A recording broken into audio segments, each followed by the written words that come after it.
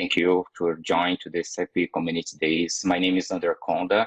I am the Customer Engagement Lead for PNT Solutions in Latin America.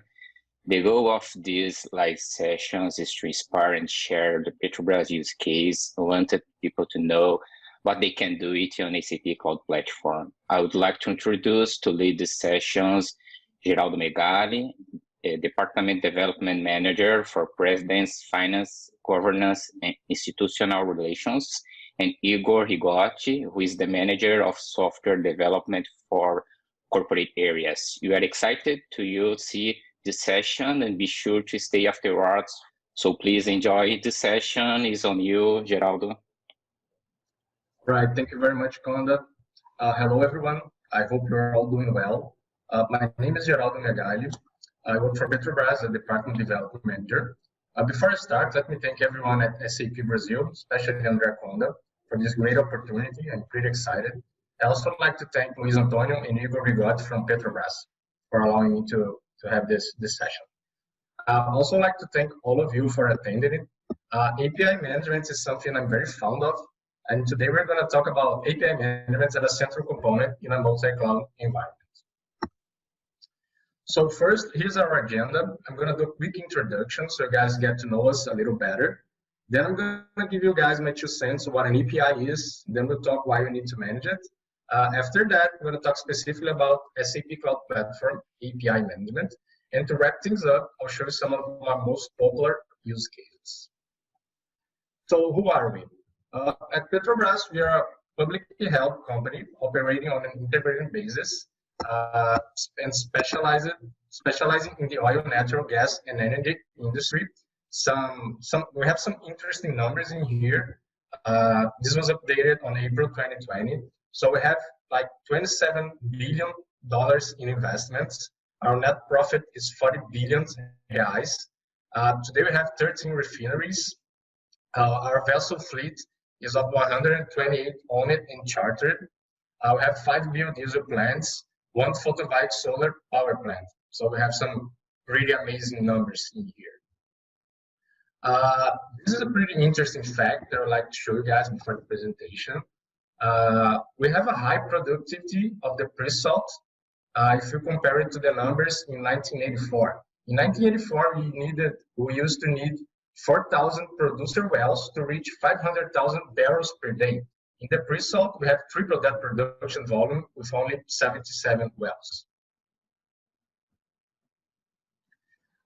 This presentation was created by Igor and me. Igor was one of the first persons to realize the potential of an API management platform. Today, he's the corporate software developer manager for Petrobras. He has around 100 employees responding directly to him. He's from Brazil, our national capital. If you don't know it, you get the chance. It's a nice place. My name is Gerald Megali. I've been working for Petrobras for 12 years. My journey there started as a mobile developer, focusing on runs, using mostly as data collectors and other platforms and refineries. About 4 months ago, I started my first management role. And today I'm responsible for the development and maintenance of soft products for several departments, such as finance, governance, and institutional relations. So it's a pleasure to be here having this session with you. I was born and raised in Rio de Janeiro, Brazil. As you can see, it's a beautiful place. It's really worth the visit when things improve. And I would like to start the session by talking about what an API is. I think this is an important introduction for us to have. So to me, in a more abstract definition, an API is a contract between 2 parties. And as such, we gotta have some documentation that represents this agreement. So these parties would like to interface with each other. They have to respect that contract documentation. APIs are all about integration simplicity, you know. So nowadays it's not common to build the software products as a silo. And that means you have to deal with integration issues. And that's where APIs come into play. If you're a software developer building an API consumer, it's very pleasing to work with simple, straightforward APIs. And it's very, very hard to deal with APIs that lack documentation, for instance. I always say that if you need to pick up the phone to call the API developer to find out what's going on with its API, then something is wrong with the way that API was designed. So just to quote Red Hat, an API is a set of definitions and protocols for building and integrating application software. Also, APIs let you product or service communicate with other products and services without having to know they're implemented. And that's one of the most powerful things, you know.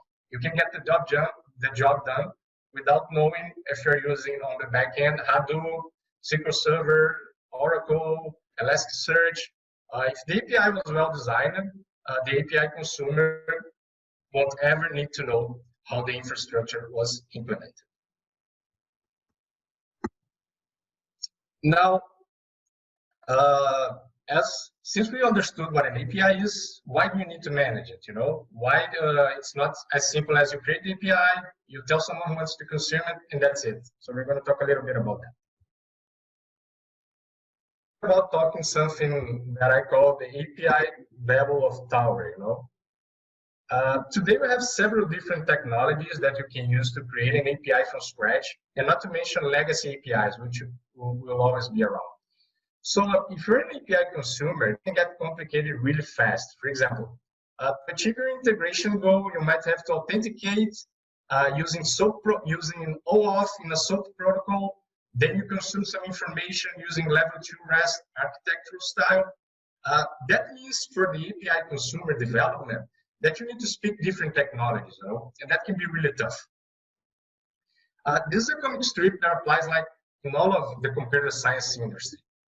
In the API world, we will never have a single standard, you know, one method of authentication, one method of authorization, and that's the way it's supposed to be.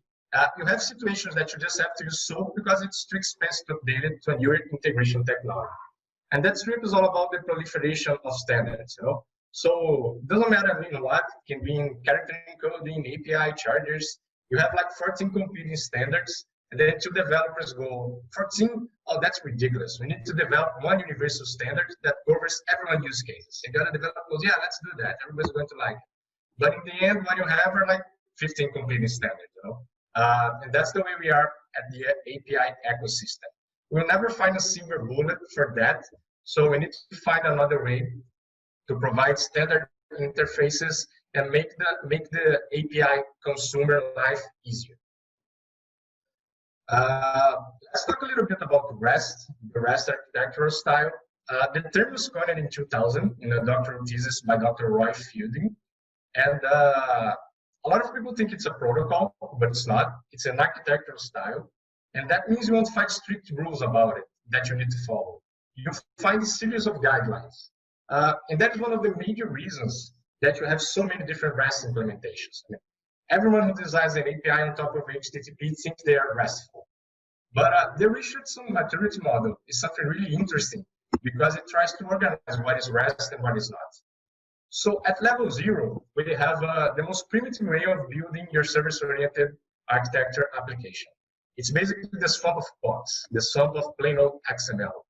Basically, you have a single post method and you use XML to communicate between services. You don't use URI, you don't use HTTP methods or HATOS capabilities. At level 1, things start to improve a little bit. You start using different URLs to interact with your different resources, and you can translate resources to your business objects, okay?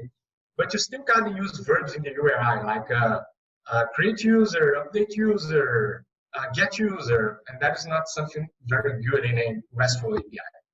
At level 2, things get a lot better, you know? You have your resources, your business objects on your URL, and you have the HTTP verbs working on them. So you kind of define a common interface to everything using HTTP verbs on URLs. Level 3 is the glory of REST. You know, it's something we don't see it every day. It's not very common to have an API doing that, but it's extremely powerful. It's called HATOAS. It's an awful acronym, but it means Hypermedia as the Engine of Application States. Basically, if your API has a hypermedia control, on its response to the consumer, it gives all the information you need regarding other APIs that you can call. So it's kind of like you're navigating links on a website, but inside your API, you know? It's kind of self-documented API. So it's something good if you can implement it. OData, the Open Data Protocol, does that out of the box. So it's something really nice if you're an API consumer. Enough about REST. Let's talk a little bit about SOAP. It's been around for quite some time. If you had to integrate with some legacy, you've probably had to use it. It is a protocol different from REST, but it's far from simple, you know. Especially nowadays that we're developing a lot of SPAs, single-page applications like Angular, React, SAP Wi-Fi. It's really tough from an SPA to create an API proxy to consume a SOAP service. So at my department, we don't do SOAP, you know, for nothing new. But in Petrobras, there's a lot of SOAP going around, so it's something we have to deal with. There are some other protocols that are listed here. I don't know if you heard about it. We have DCOM. It's something proprietary from Microsoft. We have Corba, which was supposed to be pretty generic, but in practice, it's pretty hard to make Corba interfaces to work. We have OData. I mean, I've been working with OData for like the past decade. I love it. I think it's a nice addition to RESTful APIs, the power of the query language. GraphQL, we see getting a lot of traction, and here in Petrobras, a lot of developers start using, and it aims to solve kind of the same problem as OData. gRPC is an open standard maintained by Google. It's a little different than what we're used to because it's binary on top of HTTP2, so it's kind of blazing fast. We also get a lot of authorization and authentication methods. We're talking about the level of tower, you know? So we have the protocols and we have the ways to authenticate and to authorizate as well. So we got OAuth 2, OAuth 1, OpenID, XAML. Just a second.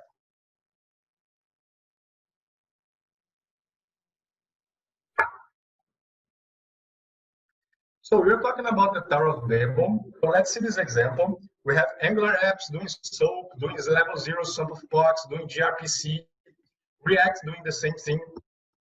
This is stuff for the API consumer, you know? So we need to find a way to organize this kind of a mess.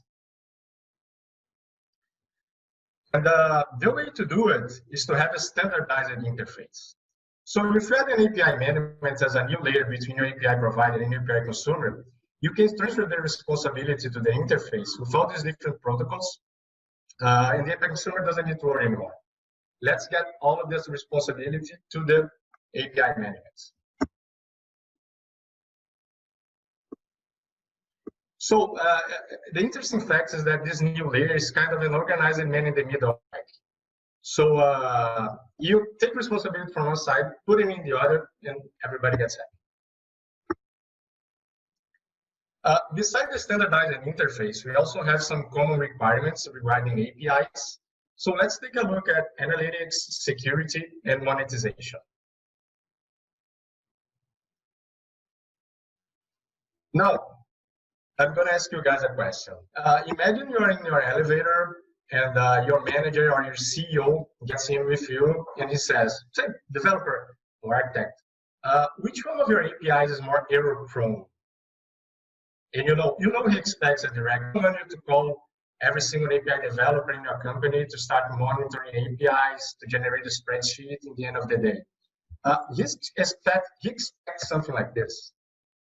A nice pie chart where you can see the most error prone, the least ones. So that's the kind of report to get if you have an API management. The other question he might ask you, which one of your APIs is lowest? I mean, if you don't have something in the middle or something that is seeing all the requests, all the response, this is a really hard chart to generate. But if you have something like this, like a man in the middle, then this is out of the box. You know, we can see here we have a problem with these two APIs. The others seem fine. Now let's see. If he asks you, which one of your APIs is the most consumed? You know. So we see here like an API that's been called 1 million times. You know, we have a problem here. If you compare to the other ones. So that's the kind of report you get in an API management tool. And this is something really powerful, you know. You can make a lot of good decisions by analyzing these reports monthly, weekly. And now let's move from analytics to security. How can you prevent your API against surges? You know, maybe you're in commerce, it's getting close to Christmas, you're in streaming, and you got the final World Cup coming. How do you prevent your backend from not going offline or not going on a hold, a surge? You can do it by something called traffic management, you know. Let's say you got these nasty robots from an e-commerce competitor crawling your information. You're getting like 100,000 requests per minute. With traffic management, you can smooth that and transform those 100,000 requests in 100 requests per minute, you know. And it's something really nice. With an API management tool, you can do that really easily. Let's say your compliance department gave you a call and told you, look, due to GDPR requirements, all of your APIs that give away personal data need to stop doing that. Yeah, you can go on every API and start making the changes to not expose those information, but you can do something with data masking in the API management. You can create like a regular expression to change anything you want to whatever, you know. In that case, we took the information and we just provided the name, you know, we hid the address and the age. Now let's say you got some group of hackers, you know, handcrafting a JSON, an evil JSON, and that when it gets to your backend, it might cause on a halt, it might cause on some instability or some inconsistency. So you can create some policies to avoid that, you know. So if the policies check, so wait, oh, this is an evil JSON, you know, I'm not going to relay that to my system. So the API manager just said, take this 500 error and go on. Well, the last talk is about, you know, how can you charge your developers that use your APIs? Maybe that makes sense to your business. So the beauty about API management, you have a lot of templates that you can just choose, you know. I want freemium. I want the APIs to, when they reach a certain threshold, then you start charging the developers. I want pay-per-use, not monthly rate. You just need to figure out what makes sense to your business and use it.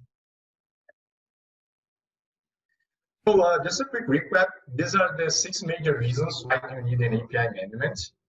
So you can have standardized interfaces. You can add behaviors to your APIs without changing a single line of code. You got your man in the middle in there. You got instant analytics, easy monetization, API governance, and also security best practice out of the box.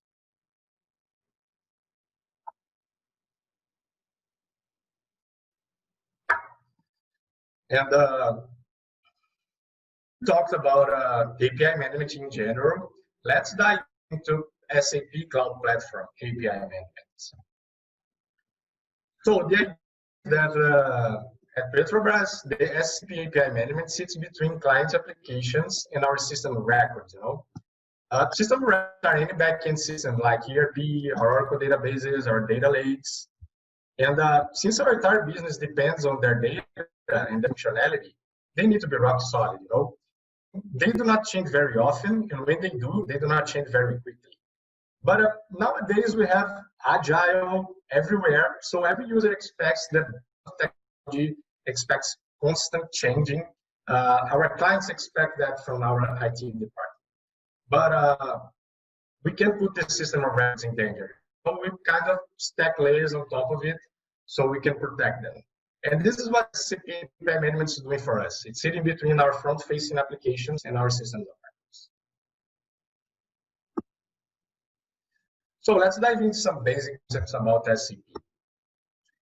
What is a system in API management? It's just a logical name by which a backend is identified within the API management.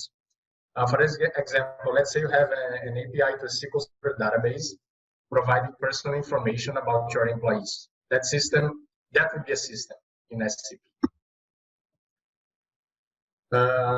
An API proxy is where you spend 90% It contains all the functionality to be executed when an external user wants to access the backend service. It's indeed the man in the middle in your architecture. And you get one API proxy to one backend service. A product is simple, it's a group of products. But for you to expose your API proxy to the internet, to consume it, you need the product. You can't do it directly on the API proxy. So the last piece of the puzzle is a little misleading. The application is not your application that's going to consume. The application is a set of products to which you have subscribed for the purpose of building some client application.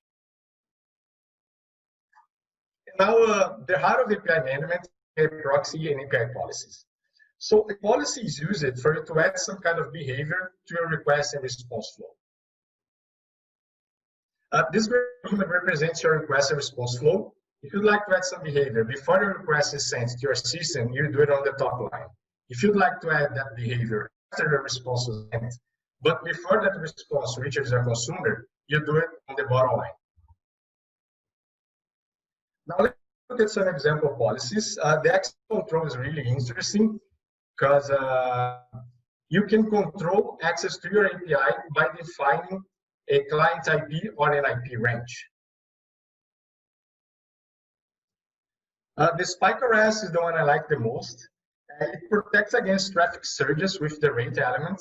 This element is responsible for throttling, to throttle the number of requests processed by an API proxy and sent to a backend, protecting against performance lags and downtimes. In this example, the policies move the rates to 1 request allowed every 2 seconds. With JSON thread policy, the idea is to limit the size, the objects, the properties of your JSON. And if those rules are not respected, API management can see that, oh, wait, the array element counts not 20, is it 100? Oh, no, I'm not going to relay that. And gives an error to the API consumer. Mediation policies let us perform message transformations on our response and our request. This is a pretty simple one. You get JSON and you transform it to an XML. It's that important because if you're hiding a SOAP interface, your API consumer thinks the right, it sends you a JSON, you transform it to an XML, and you send it to the SOAP system. The assign method is something also very interesting because it lets you create your request and response payloads. And I have used that a lot to create mocked API. Let's say you're at the beginning of a new development and you already have a front-end team ready to work. So you can define an API proxy, hard-code the response, message, use the assign message, you hard-code the response, and you give the API to your front-end team, And once you have the backend, you just remove this assign message and you point to your actual system. Now that we've seen those concepts, I'm going to talk a little bit about Petrobras use cases. This is the Petrobras COVID tracker. So I'm going to explain it by example. So let's imagine 2 Petrobras employees have this application installed. If they stand less than 1.5 meters apart, this encounter is going to get mapped by the device. We're using Bluetooth to that. And that encounter will be sent to our interpreter using an API for further analysis by our health department. So let's say that Mr. Paul, the employee on the other scene, starts feeling a little bit bad, starts coughing a lot, and says, oh, I'm going to call Petrobras Health Service. And he does. Then Petrobras Health Service that, oh, Mr. Paul, I think he has a high probability having COVID-19, I'm going to notify everyone he has been in an encounter with.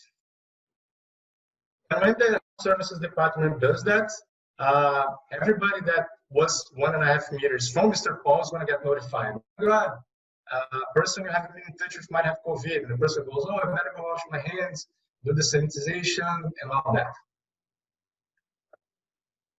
How did we implement that? So we have an Android application on the Google Play Store, and we did that to securely consume our internal APIs. And the way to do that, we use SCP API Management. Use the security policies, We use some mediation as well due to authentication reasons.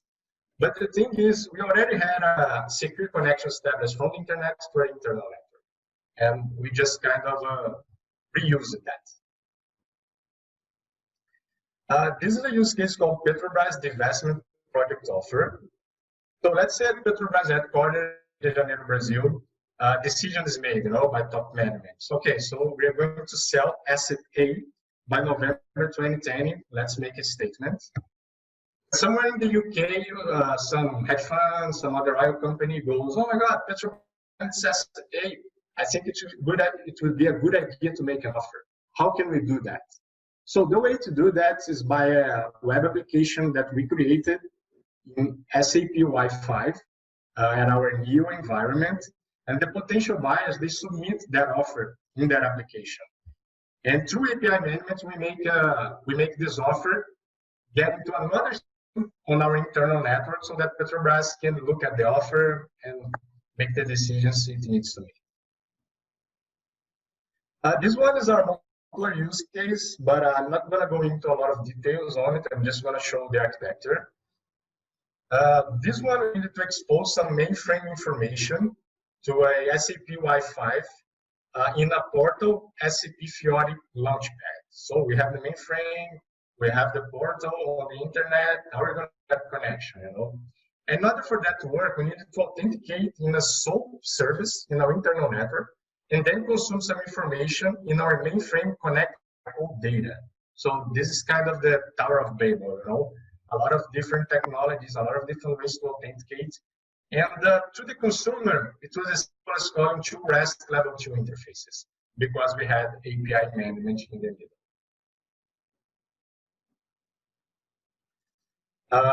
We also have a lot of multi-cloud integration, meaning other different clouds on the internet wanting to consume some of our information, our Petrobras information.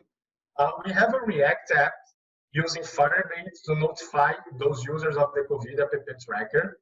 And the React app doesn't call directly Firebase. It goes to API management because of all of those reasons. Governance, security, the ease to use, we were trying to connect React directly to Firebase, and we had some proxy problems, Petrobras internal proxy problems. But when you connect it to API management, everything just worked. We have ServiceNow, the workflow as a service company, consuming some of our service bus in our internal network, and that's just so, we have also consumed SAP SuccessFactors that is in the cloud, So an SAP Wi-Fi application going to API management, going to SuccessFactors. So that's kind of the standard now, Everything going in and going out of our, we are using API management. That's settled, the benefits are pretty clear.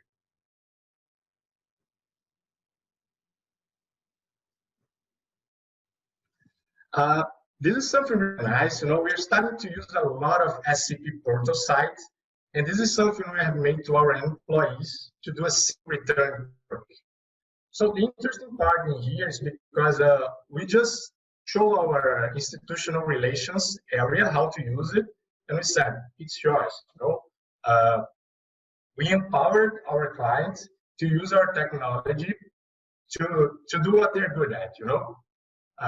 Interface, appealing interfaces for the user. So this was a partnership that we made with our institutional relation area that resulted in this awesome result.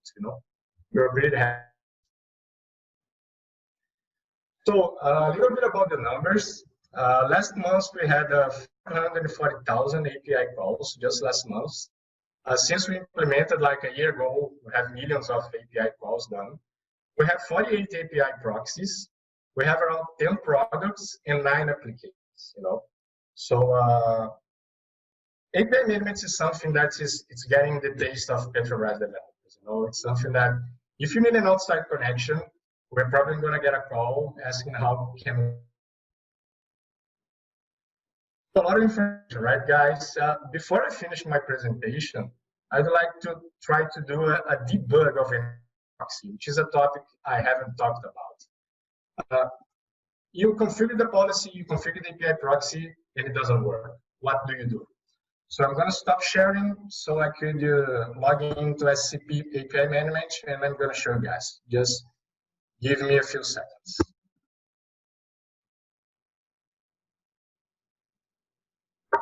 Okay. So this is the divestment project scenario. Let's say I'm a potential buyer. I want to see what assets guys are selling. So I'll do this. I'm going to put a bogus password because I want to see the 401 getting returned from the system and through API management. So it's a second. This is the API proxy. I'm going to debug it.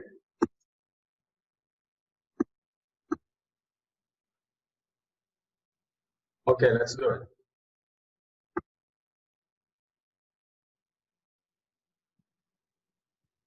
Okay, 401, right? Wrong password. Let's see what happened in API management. Okay, does everybody know what this is? So the options request to the server, because this is a COR request, so it's a security policy for the browser.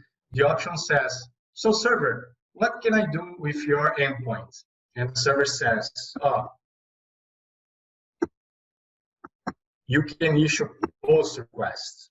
Oh, the browser goes, okay, I'm going to issue your post request. We can see on the top line the API policies were okay, they're green, but we had a problem on the backend system. Let's see what the problem was. So we issue a request to that. This is our gateway, development gateway, and we got a 401. 401 is a status code for wrong password, which was expected. So kind of this tool has saved my life so many times I cannot count. Because problems, you know, the password to the backend system is wrong. You configure the API policy wrongfully, and this is the way to identify to root cause analysis. Let me get back to the presentation. Got it. So guys, there was a lot of information. I hope you guys have enjoyed the presentation. Feel free to contact me. That's my LinkedIn profile on the QR code. That's my email. That's my work phone. Feel free if you want to talk about API, our struggles. What do you recommend for some of your scenarios? We have been working with that for about a year and a half, and we're pretty satisfied. You know, it has really helped integration development at my department, at IT Petrobras as a whole. So these were the references I used, some excellent blog posts from SCP. Feel free to check them. We can do some Q&A now. I'm going to check the questions that you guys wrote. And by the end, we are going to send a poll. You know, it's really important for you guys to answer it. It gives a nice feedback to SAP. It gives a nice feedback to me, something that I might improve. So that's it. I'm going to check on the Q&A. I don't know if Sahab, do you want to make some remarks? Can we check the Q&A now? I think yes, Mikael, just one question. You said that you guys now have around 9 to 10 applications, I think, live and using API management. It means a different project that you have now that you have implemented using the API. It's 9 to 10 different projects. Actually, no. This is misleading. This concept. The application actually is a group of products. So I might have several projects consuming one application. You know. So and that's the case. We probably have a lot more projects consuming those applications. I can get the number, but I can assure you it's more than 10, you know.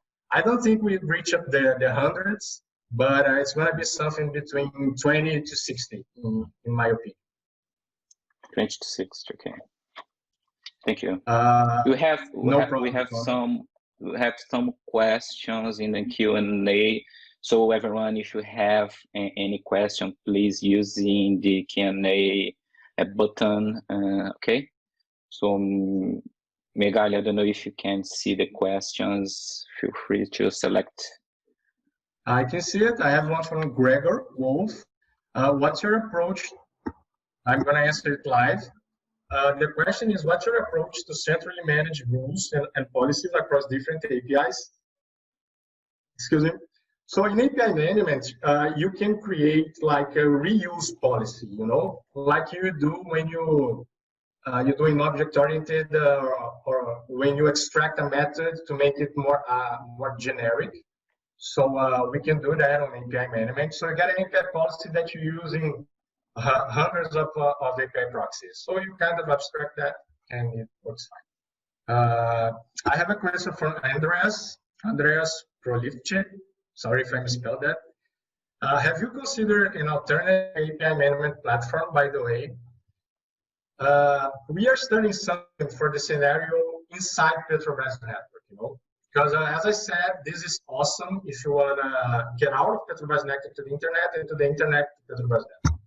But what if we have two main APIs trying to communicate inside Petrobras? We have Oracle Service Bus, but I think we can do a little bit better with an API management tool, you know, specific API management tool. So we're studying that. Let me see. Another from Gregor, does the transport between environments works fine? It's not automatic yet, you know. We're kind of doing manually, exporting from environment and putting the other and importing to the other. But I've seen that we can do that automatically. We just haven't had time to approach that problem. But manually, it works fine, you know. We call our operations guy, we open an issue to our operations guy, and they do no problem. We haven't had any problems. Another one from Gregor. Did you set up also scenarios with principal propagations? Not yet. We have propagated identity, but not as automatic as I would like. You know? This is something that is on our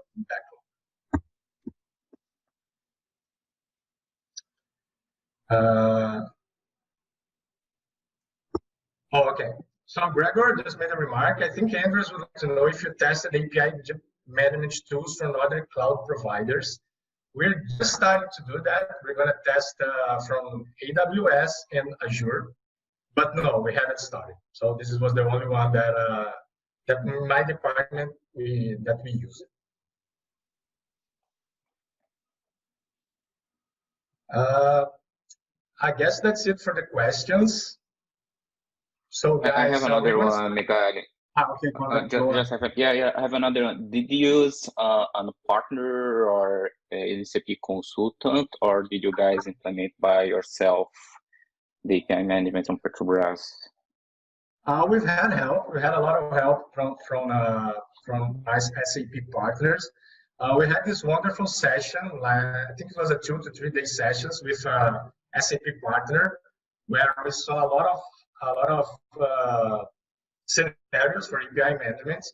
We've also had physical help. You know, we're not able to configure cores. You know, and we had sessions with the product manager, the product owner from API, which is awesome.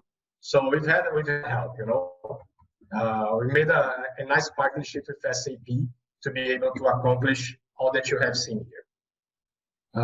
Okay, guys, I guess that's it for the questions. I haven't seen responded. Thank you, Gregor. Thank you, Andres, for these great questions. And guys, feel free to contact us. You know, we are always glad to help. Thank you for attending. Please don't leave yet. There is a poll, really important poll that you guys should answer. And who's gonna? Okay, so I can see the poll. So please answer it before you guys leave the session. That's really important for us. Thanks again. It's been a pleasure. I'm very excited to be here. Thank you, Miguel. Very comprehensive and presentation. Thank also Igor to join to this call. Thank you, guys. Really appreciate it. Bye-bye.